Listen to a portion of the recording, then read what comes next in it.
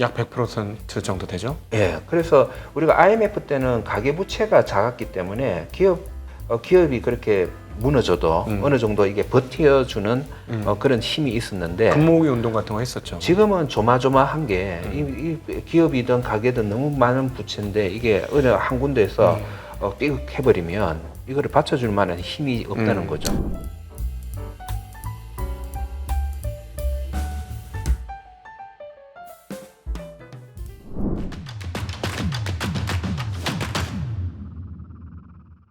공직자들이 주식을 거의 안 갖고 있는 이 상황이 네. 부동산은 갖고 있지만 주식은 안 갖고 있는 이 상황이 그렇게 2, 3년 안에 그런 걸 도래시킬 수 있을까? 왜냐하면 만나서 얘기를 해보면 이해도가 정말 너무나 떨어지거든요. 깜짝 놀랄 정도로 이렇게 중요한 자본주의 시장에서 자본시장이라는 절대절명으로 중요한 분야에 대해서 아는 사람이 제대로 없다는 이 충격적인. 그래서 그 공무원 연금을 전부 401K처럼 그렇게 다 바꿔놔야 돼. 내 연금은 전부 주식밖에 없네? 뭐 이런 식으로. 예.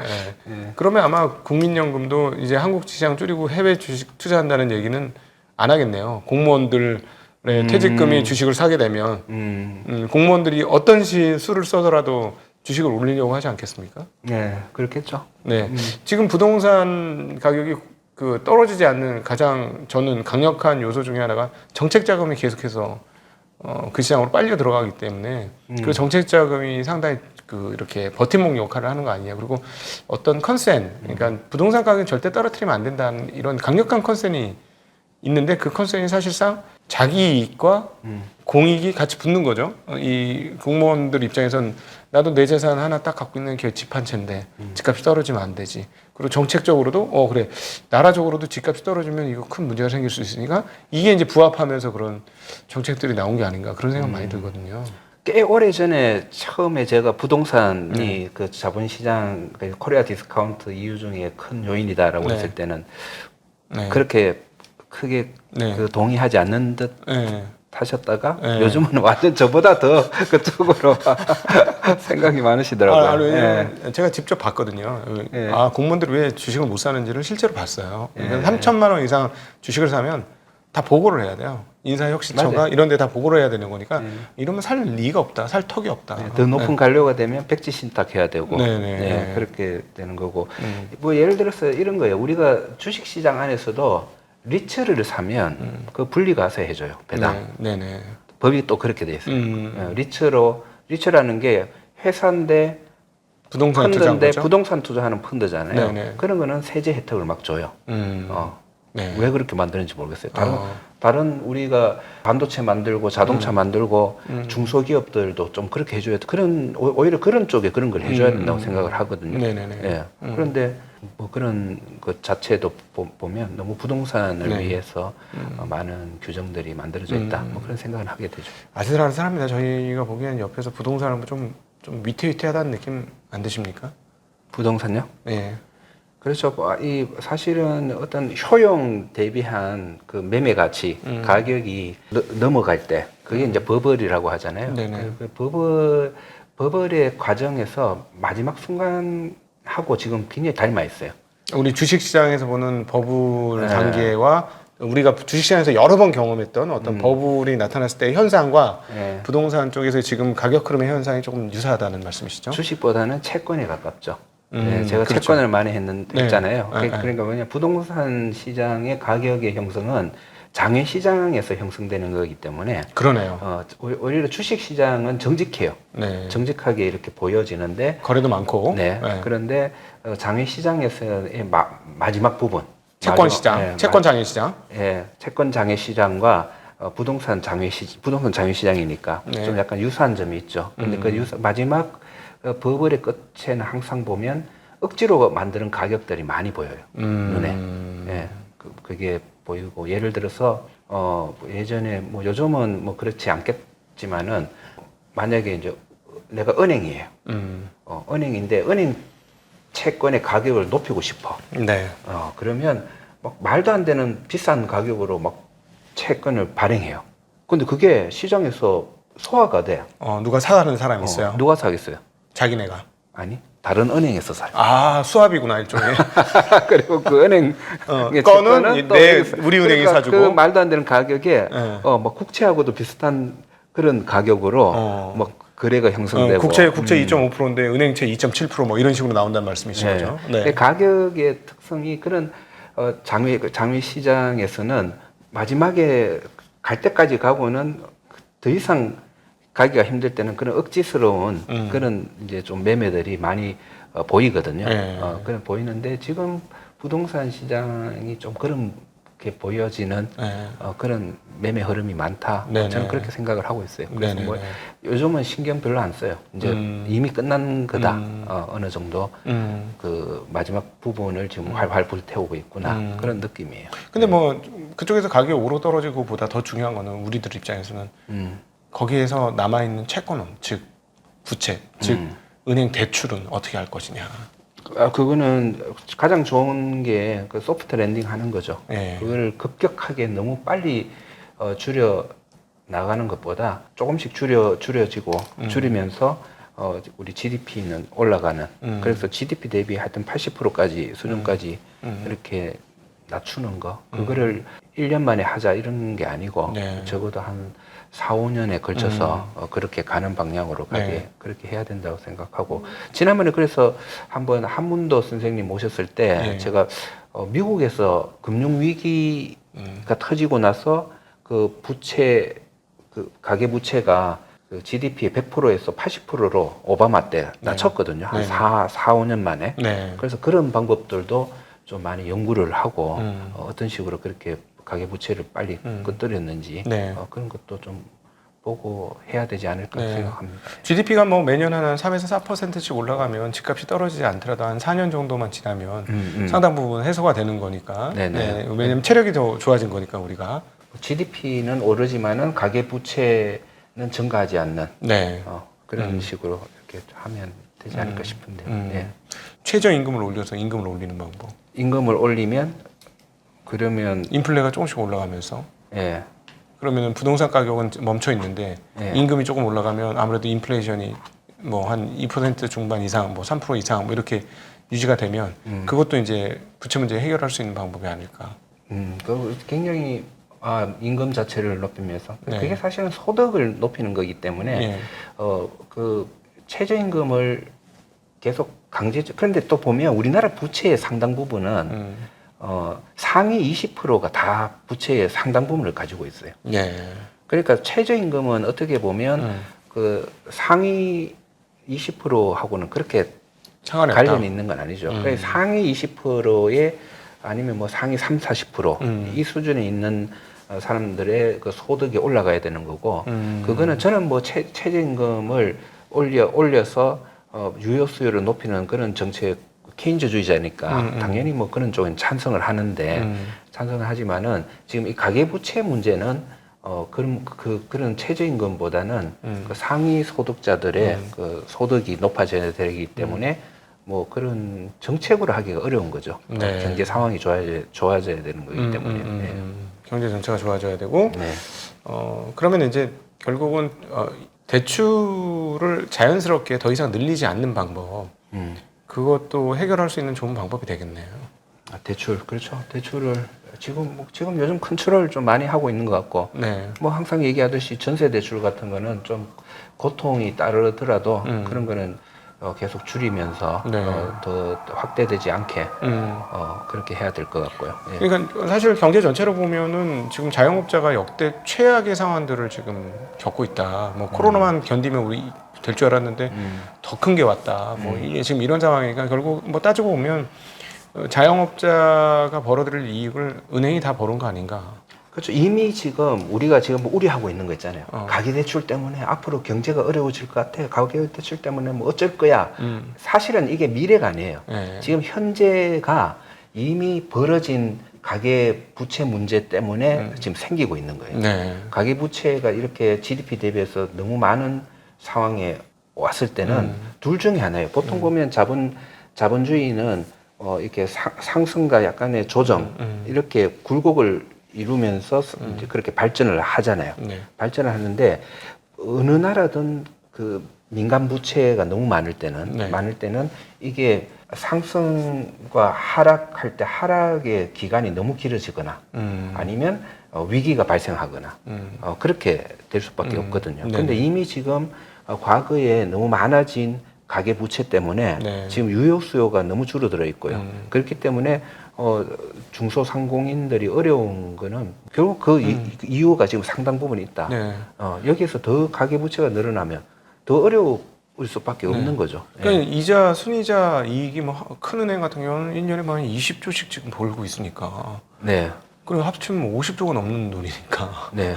사실은 그게 이제 안 냈으면 쓸 돈 아닙니까? 웬만해서는. 물론 그렇죠. 저금도 하겠지만은 또 상당 부분 썼겠죠. 그게 네. 지금 쉽게 얘기하면 500만 원 월급 받은 사람이 200만 원 이자 내고 있으니 쓸 네. 돈이 하나도 없는. 그래서 그래 아까 그 상위 30% 안에 계시는 분들은 그런 자산가들, 그런 소득자들은 사실은 우리 경제에서 굉장히 소비의 주체가 돼야 되거든요. 그래서 계속 경제를 돌리는 역할을 좀 해야 되는데 그런 분들이 지금 이제 일단 대출을 많이 일으켜 놨으니까 그들의 소비가 눌려 있는 거죠. 네, 눌려 네, 있고 그러면- 빠지시 어렵죠. 네, 그러면 이렇게 되니까 이제 경제 활력도 자동으로 엄청나게 떨어지는 거 아닙니까? 그러니까 어떤 측면에서 보면 부동산을 올려서 경제를 상승시키는 건 마치 주식에서 미래 앞으로 이익이 많이 가격이 오를 거니까 미래의 그 가격을 땡겨서 이익을 땡겨가지고 현재 주가에 반영시키는 거하고 똑같은 거 아닌가? 미래 성장 동력을 지금 와서 빼먹는 거 아닌가? 지금 이미 지금 빼이고 있잖아요. 그러니까 지금 현재 그러고 있어요. 이거보다 더 나빠질 거 괜찮으면 계속 가계대출 늘리세요. 저는 이거예요. 그래서 사실 이번에 한 달 전에 한국은행에서 금리 인하했잖아요. 네네. 근데 인하할 것 같더라고요. 네. 근데 저는 칼럼에 썼어요. 반대한다고. 나라는 안 한다고. 더 큰 거를 잃을 수 있다. 그렇게 얘기를 했죠. 근데 사실 금리 인하된 효과는 많지는 않은 것 같아요. 이제 자영업자라든가 한계 대출자들은 많이 힘들었던 게 이제 숨통이 풀렸지. 그게 숨통이 풀렸다고 돈이 생긴 건 또 아니니까. 예. 지금 지금이 우리나라 금리 수준이 뭐 5%, 6%에 있는 것도 아니고, 네. 이 정도 3% 정도 수준에서는 여기서 금리를 뭐 1, 2% 낮춘다, 뭐 그 정도 가지고 경제가 활성화되고 이런 건 아니에요. 지금 이것보다 금리 때문에 뭐 경제가 안 돌아가고 이런 것보다도 그 유효 수요가 자꾸 잠식되어 있기 때문에 너무 많은 가계 부채 때문에 그것 때문에 지금 경제가 안 좋은 게 그 영향이 더 크기 때문에 이거 빨리 벗어나야 된다. 네네네. 지금 보면 과거 전 세계의 모든 위기 대부분의 그 자본주의에서 경제 위기는 민간 부채에서 발생해요.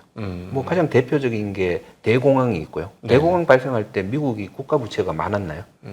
그리고 그 다음에 위기가 있다면 뭐 예를 들어서 일본의 그 부동산 버블 네. 그 문제도 그때 일본 국가는 엄청 강성한 나라였잖아요. 네네네. 국가 부채 뭐 이런 문제가 있었던 때가 아니었잖아요. 그런데 민간 부채, 기업 부채, 가계 부채가 너무 많았고 GDP의 200%를 넘는 합치면 뭐 그런 상황이었고요. 그다음에 뭐 세계 금융 위기도 가계 부채잖아요. 네. 서브프라임 모기지가 너무 급속도로 커지면서 미국이 GDP 100%가 넘는 그런 가계 부채 그런 상황이 왔었고 네. 그래서 발생하고 우리나라 IMF 같은 경우도 사실은 민간 부채죠. 기업들의 부채가 그때 많았었죠. 우리 국가 부채 문제는 없었어요. 그때 기업의 부채가 좀 많았죠. 네네. 뭐 그런 상황이고. 그런데 지금 우리나라의 문제는 기업 부채도 꽤 많은 편이에요. 130% GDP에. GDP에 그 정도 하면 그렇게 적은 상황이 아닌데 저는 기업의 부채는 그래도 하나하나 미시적으로 따져봤을 때 네.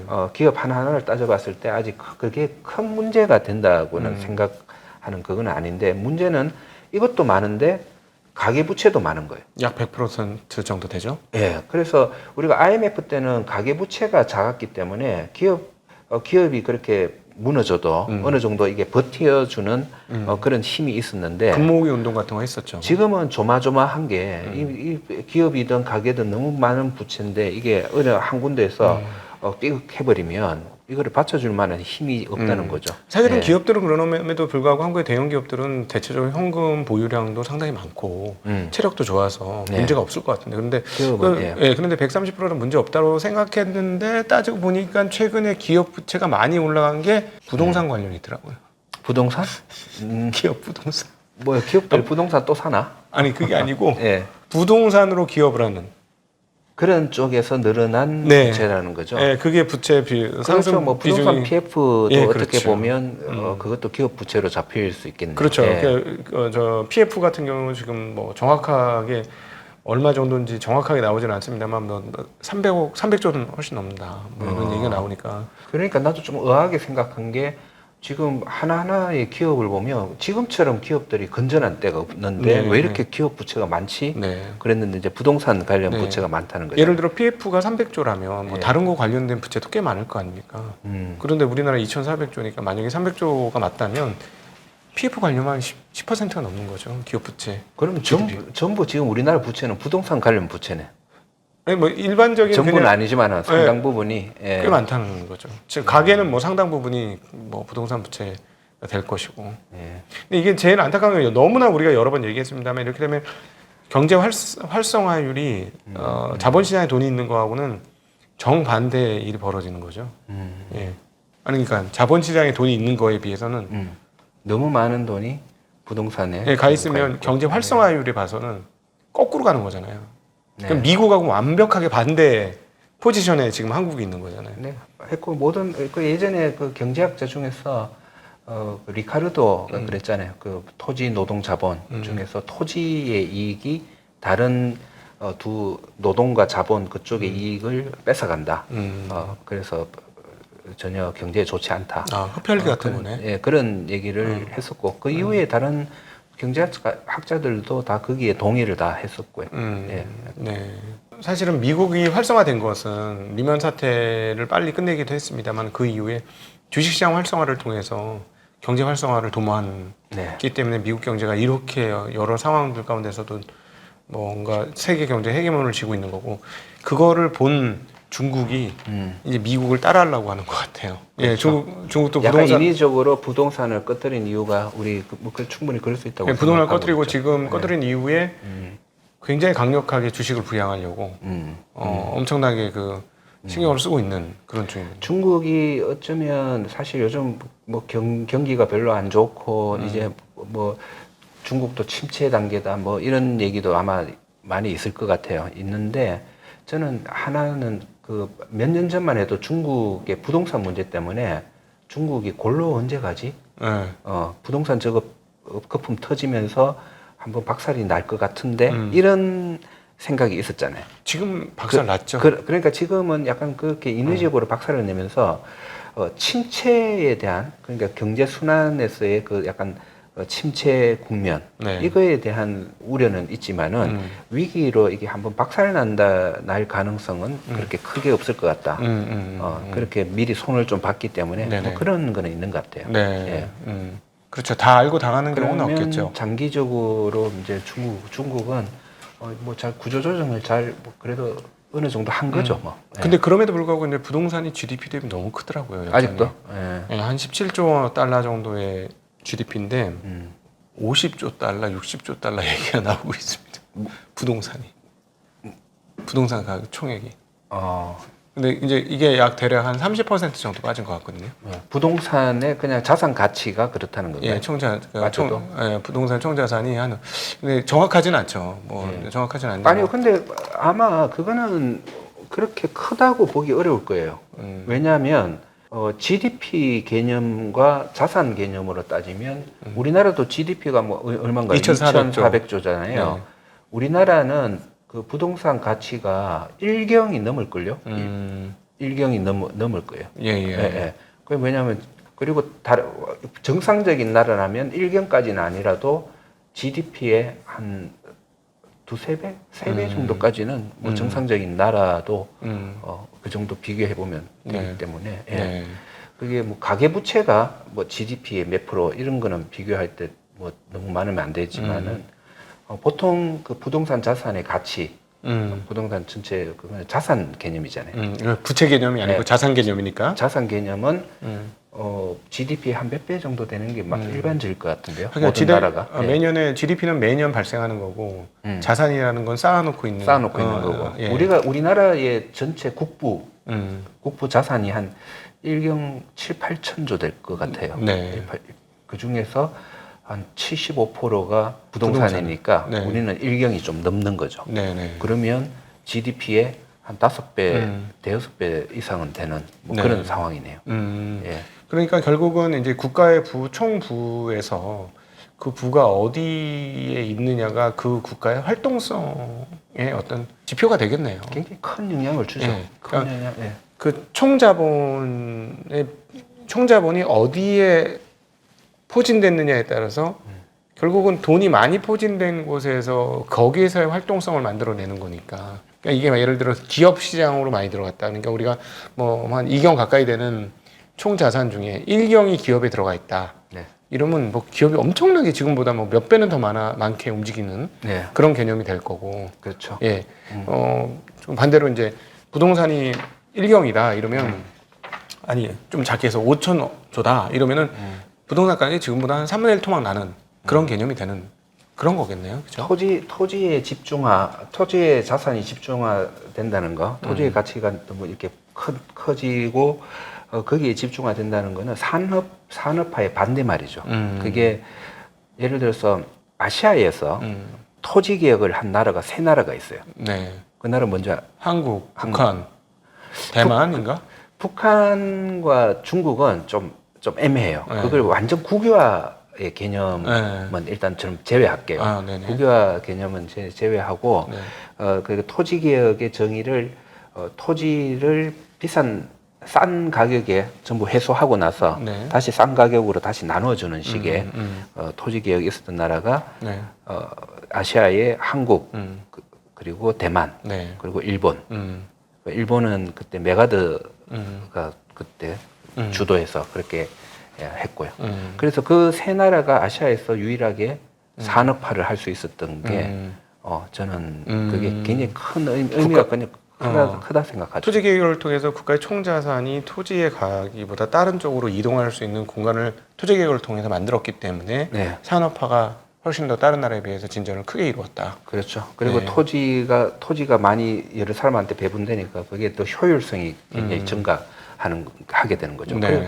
그래서 우리나라는 토지의 효율성이 굉장히 좋았죠. 다른 동남아 국가들에 비해서 초기에 그걸 토대로 산업화가 많이 이루어졌는데 지금 우리가 지금 계속 우려하고 있는 게 가계 부채 문제 이런 것도 있지만은 자꾸 토지의 부가 계속 집중이 되면서 예, 그 경제의 계급화가 되는 이런 게 자꾸 자본주의에서 멀어지고 있는 산업하고는 자꾸 멀어지는 이런 그런 모습을 보이기 때문에 네. 우리가 굉장히 우려하고 있는 거죠. 예. 그리고 사실 따지고 보면은 그 자본이 이제 기업이라는 이제 활동성 자산 쪽으로 이동을 하지 않고 이쪽으로 이동을 해 있고 하니까 기업 쪽의 자금 환류가 좀 부족하다 보니까 기업들이 성장성에 대한 미래 전망이 매우 어두워진 것 같아요. 그러다 보니까 최근에 고려아연의 어떤 경영권 분쟁이라든가 중간중간에 계속 이제 나타나고 있는 경영권 분쟁이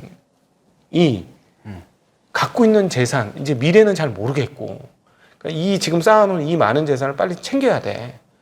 이런 그 대주주들 간에 그런 생각 그리고 자본을 가진 사람들끼리 그 있는 걸 뺏고 싶은 가치 있는 걸 뺏고 싶은 그런 싸움이 아닌가 하는 생각이 많이 들더라고요.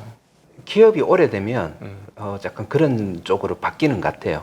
이제 어느 성장의 한계를 느끼고 그렇기 때문에 이제 대주주들이 이제는 이거를 환원을 하는 이제 기업에서 주주로 환원을 하는 식으로 정책을 많이 쓰죠.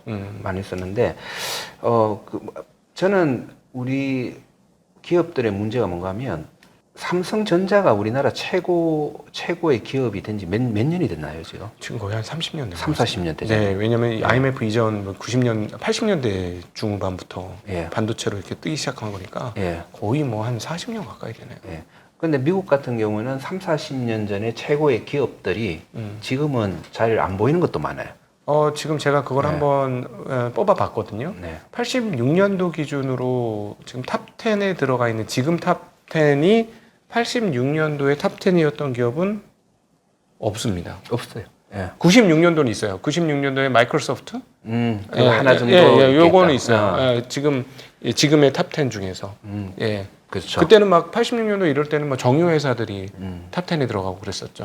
자본시장에 돈이 들어오지 않음으로써 생겨난 부작용이 그런 새로운 기업이 등장하지 않는다. 그렇죠. 예.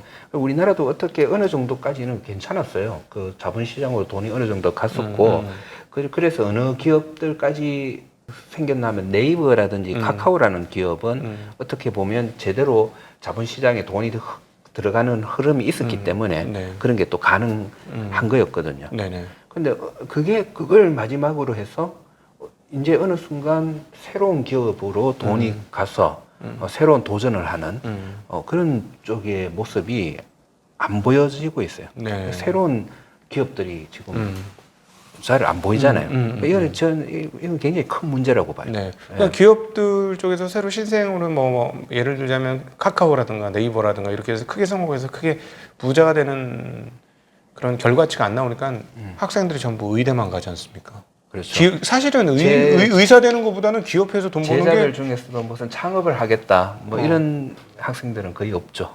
그렇죠. 그러니까 사실은 의사해서 뭐 자기 가정의 밥벌이와 가정을 뭐 독립적으로 건사할 수 있을지 모르겠으나 사실은 기업을 해서 성공을 하면은 시대의 부자가 될 수 있잖아요. 일론 머스크처럼 잘 풀렸을 경우에. 네. 근데 그런 얘가 지금 없고 기대도 없는 거예요. 그러니까 다 의대 가는 거지.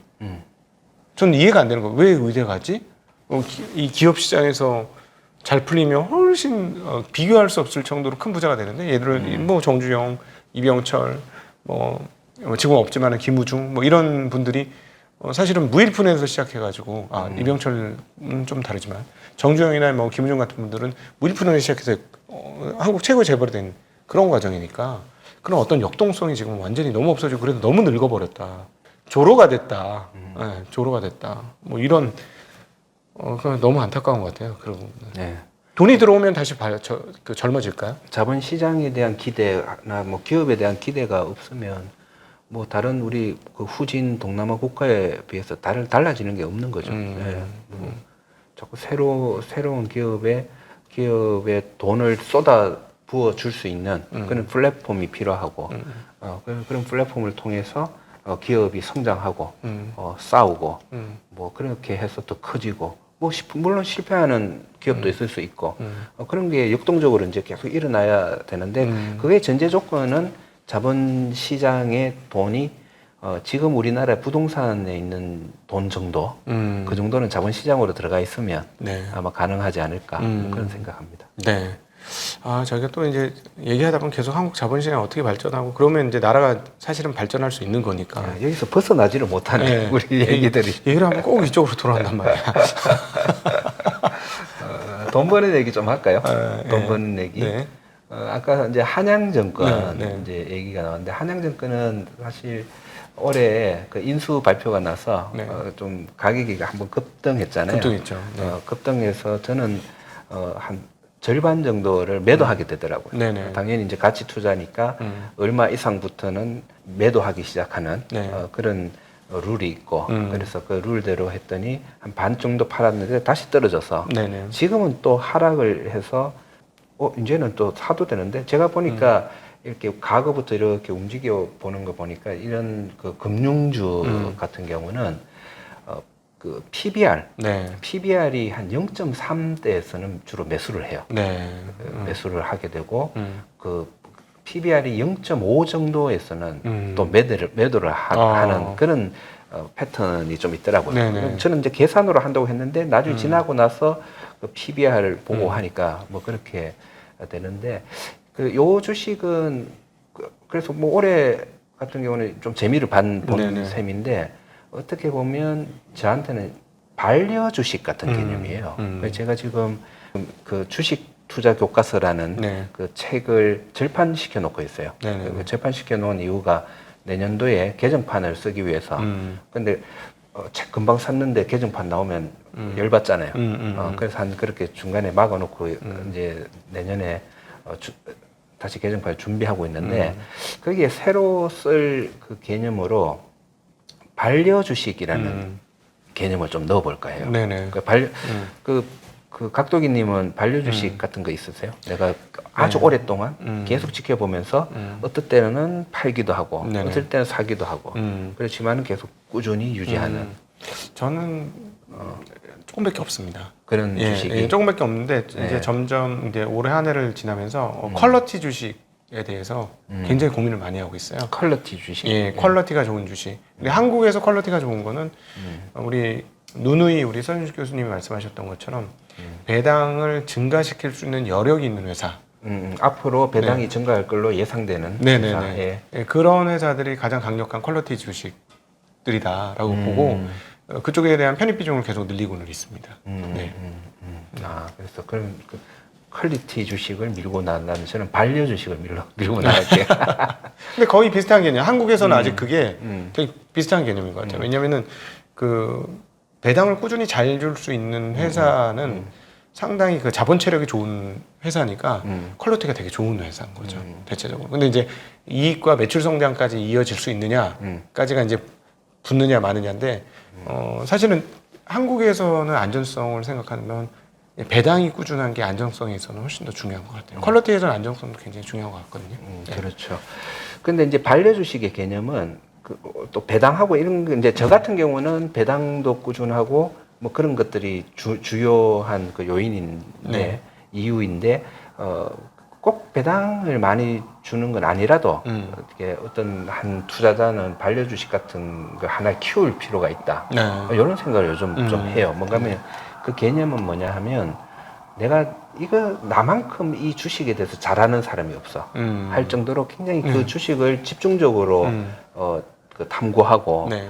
계속 투자를 하면서 지켜보고 그리고 주총에도 나가보고 뭐 이런 식으로 하면서 이 그 기업을 잘 알게 되고 가까워지게 되면 그 기업 그 주식의 가격까지도 어느 정도는 좀 예측 가능성이 높아지는 네. 그런 경우가 저는 많아진다고 보거든요. 되죠. 예. 흐름 다 파악이 되죠. 예. 네, 네. 그래서 그런 주식, 나한테 잘 맞는 주식이 또 있고, 네. 뭐 그런 거를 계속 있으면. 그런데 문제는 이걸 투자할 때 참 조심해야 되는 부분이 우리가 돈을 잃는 심리 중에 확정 편향. 그렇죠. 있죠. 그죠. 그래서 어떤 이 주식에 대해서는 막 좋은 얘기만 사랑에 빠지죠. 사랑에 빠지는. 네. 그게 이제 소유 효과로 가기도 하죠. 내가 소유하기 때문에 네네. 가치를 더 얹어주는 이런 것도 이제 돈을 잃는 심리고 그런 것이 또 좀 이렇게 진행이 되면 의인화의 함정까지 빠지거든요. 그러니까 의인화의 함정은 뭐냐 하면 이게 이제 더 이상 주식이 아니고 내 자식이야. 너를 끝까지 버리지 않을 거야. 그러니까 옛날에 끝까지 버리지 않으니까 주식이 나를 버리고 떠나더라고. 뭐 상태가 된다든지. 그러니까 이런 심리를 굉장히 조심은 해야 돼. 내가 그래서 굉장히 건조하게 그 가치 투자의 입장에서 이 주식을 처음 시작을 하고 뭐 여러 주식을 하다 보면 그렇게 자기한테 잘 맞고 잘 파악할 수 있는 주식이 생기더라고요. 네. 그래서 그런 것들을 계속 끌고 가면서 비중을 올리고 내리고 하는 걸로 하면 수익률이 상당히 저는 높은 수익률을 그런 뭐 몇 개의 종목으로 그렇게 얻을 수 있는 그런 수도 있다. 네. 그런 좀 생각을 가지게 되더라고요. 그게 이제 배당 플러스 그다음에 그 고저차.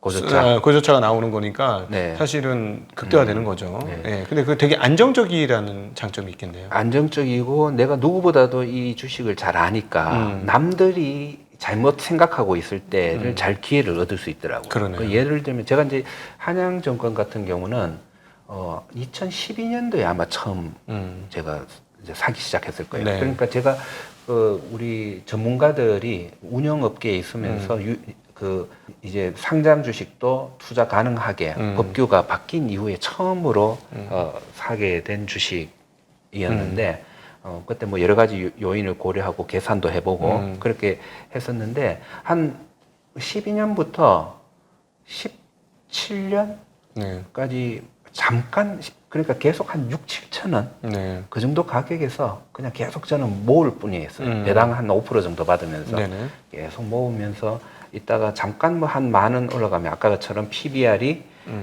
잠깐 0.5 정도 가면 뭐 조금 팔다가 또 다시 내려가면 또 모으고 하다가 그 꽤 많은 것을 모았고 네. 그게 한 2021년에 한번 정권주 붐이 있었고 그때 주가가 3,300까지 가고 뭐 네. 이럴 때 그때 이제 주가가 많이 그동안 모았던 것들이 굉장히 큰 폭으로 네. 올라주면서 한번 많은 비중을 털 수 있는 네네네. 그런 기회를 주더라고요. 그래서 많은 이익을 안겨줬는데 또 이게 또 주가가 다시 또 빠지더라고. 네. 계속 그 수준에 있었으면 뭐 그냥 그 비중 제 가지고 있는 비중 이제 줄여놓은 비중을 유지하고 있을 건데 다시 주가가 많이 빠질 때는 어떤 이유로 빠졌나 하면 부동산 PF가 너무 많아서 네. 이 회사는 부도 위기가 있다라는 부도설이 시장에서 돌면서 네네네. 주가가 폭락하더라고요.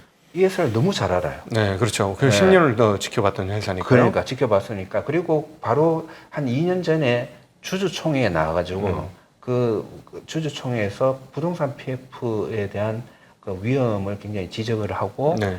그만 부동산 PF 비중을 그만 올렸으면 좋겠다. 막 이런 얘기도 하고 네. 그런 얘기를 한 이후부터 이렇게 계속 지켜보니까 부동산 PF 비중이 줄어들고 있었고 네. 정권 회사에서는 가장 작은 비중을 가진 회사가 돼 있더라고요. 네네.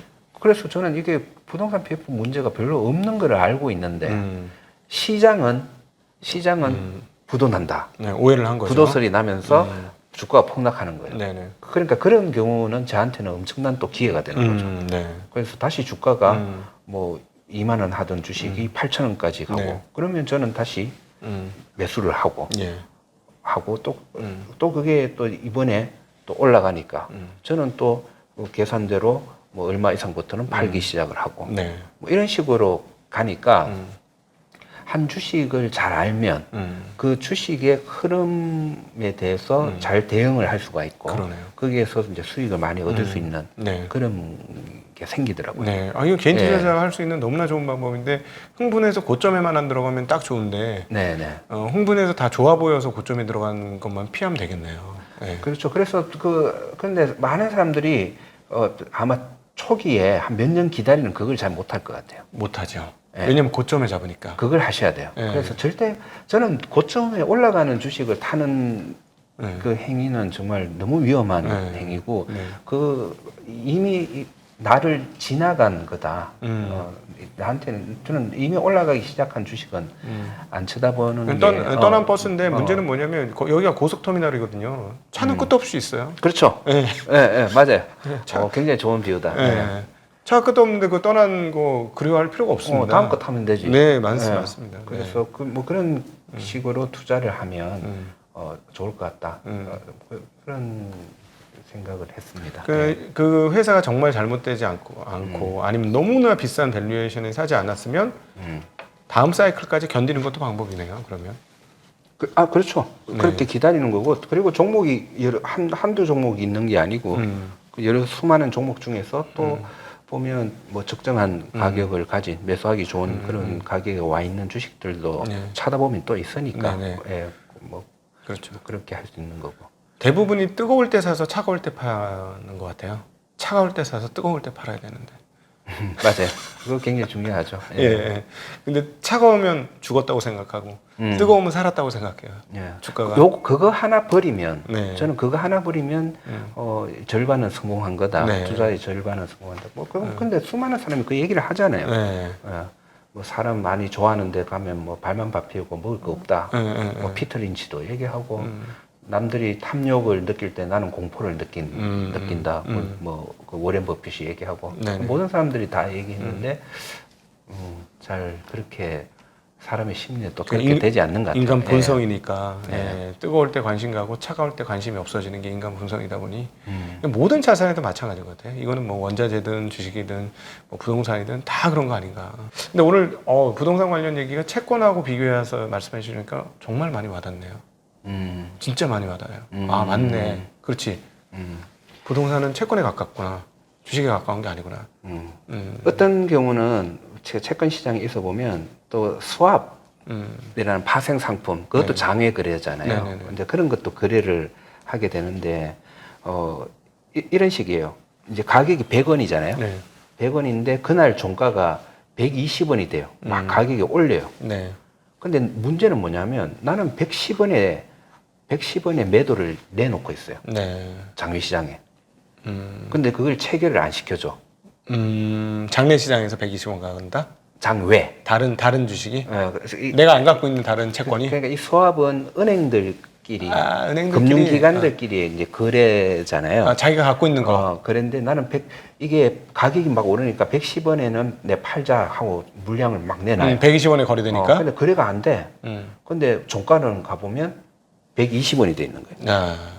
그래, 장외 시장이니까 점도 거래니까 따지고 보면. 그래서 물어봐요. 야, 어떻게 내 110원 거래가 안 됐는데 어. 왜 어떻게 120원이야? 120원 자기들끼리 뭐가 됐대. 음. 그리고는 그게 가격이라는 거예요. 그런 것도 마지막에 그럴 경우에 사실은 또 손절이 많이 나와요. 남들의 손절을 불러일으키는 어떤 투자 유인을 하기 위해서 그런 행위를 하는 경우 이런 경우도 장외 시장에는 많아요. 네.